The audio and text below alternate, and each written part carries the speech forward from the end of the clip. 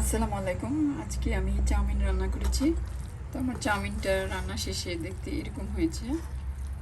তো আমি কিভাবে রান্না করেছি চলুন দেখাই।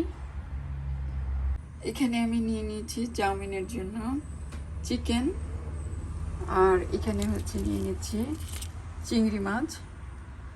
এগুলো সিদ্ধ চিংড়ি। তো চিকেনে এখানে আমি দিয়ে দিয়েছি লবণ, গরম মশলা, লাল মরিচের গুঁড়ো, আদা রসুন পেস্ট, কর্নফ্লাওয়ার, আর এখানে একটু আছে কালো গোলমরিচের গুঁড়া। তো এগুলো আমি একসাথে দিয়ে ম্যারিনেট করে নিব এখানে। আর আমি আরেকটু সয়া সস দিয়ে দিব।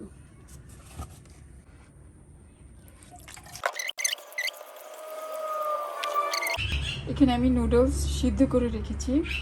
এখানে আমি কড়াইয়ে তেল ঢেলে দিয়েছি। এখন আমি আমার ম্যারিনেট করা চিংড়ি মাছ এবং মাংসগুলো দিয়ে দেব। এখানে চাউমিনের ভেজিটেবল নিয়ে নিয়েছি। এটা হচ্ছে বাঁধাকপি, পেঁয়াজ, এবং এখানে শিম আছে। আমি শিম কেটে রেখেছি, আমার কাছে এটা ছিল, আর গাজর।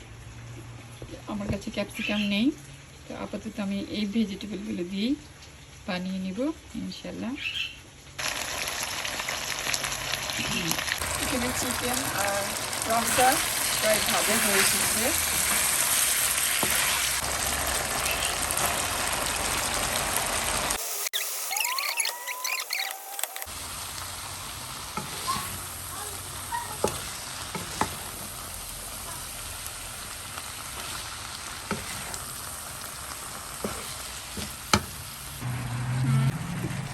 আরেকটু রাখলে পানি উঠে যাবে।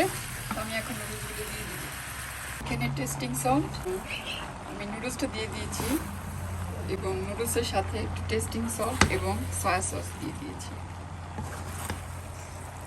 চুলাটা এখনো হাই হিটেই আছে। আমি এটাকে নাড়াচাড়া করবো।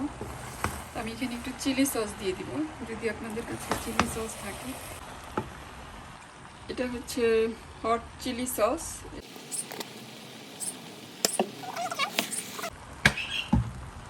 এটা মনে হয় একটু ঝাল। এটা আমি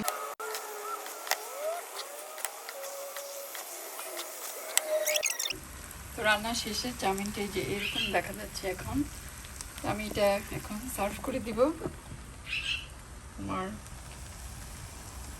আশা করি খেতে ভালো হবে। তো চাউমিনটা রান্না শেষে যে এরকম হয়েছে।